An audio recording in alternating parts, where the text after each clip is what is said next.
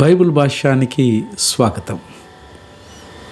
దేవుడు మానవునికి ఇచ్చినటువంటి వరం మాట, మంచితనం. నీ నోరు దేన్ని గురించి ఎక్కువగా మాట్లాడుతుందో నీ మనస్సు దానికే ఎక్కువగా ముడిపడి ఉంటుంది. అది మంచిదైనా కావచ్చు, చెడ్డదైనా కావచ్చు.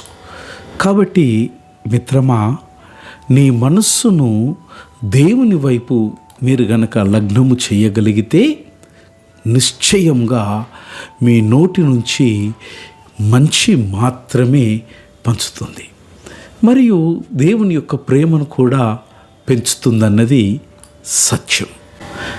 మీ నోటిని కాపాడుకోండి అనేటువంటి పదబంధం అంటే మీరు చెప్పే దాని గురించి జాగ్రత్తగా ఉండండి.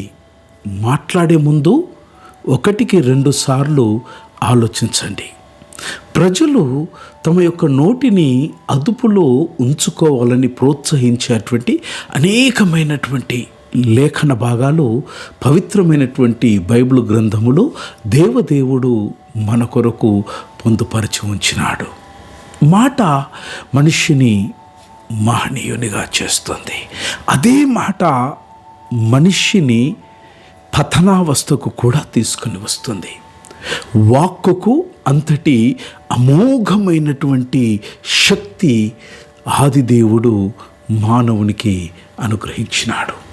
అవతలి వ్యక్తి స్నేహం కావాలన్నా, అవతలి వ్యక్తితో వైరాన్ని కోరుకున్నా అది కేవలము మాటతో మాత్రమే సాధ్యమవుతుంది. అందుకే శాస్త్రాలు వాక్కును దైవంగా ప్రకటిస్తాయి. ఆదియందు వాక్యముండెను, వాక్కు దేవుని యొద్ద ఉండెను, వాక్కే దేవుడై ఉండెను.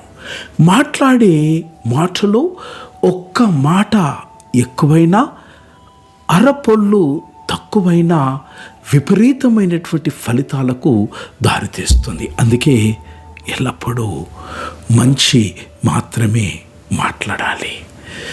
నోటిని కాపాడుకోండి అనగా, తమ నోటిని కాపాడుకున్నవాడు పరిశుద్ధ గ్రంథమైన బైబిల్ వారిని జ్ఞానులు, వివేకులు అని వర్ణిస్తుంది.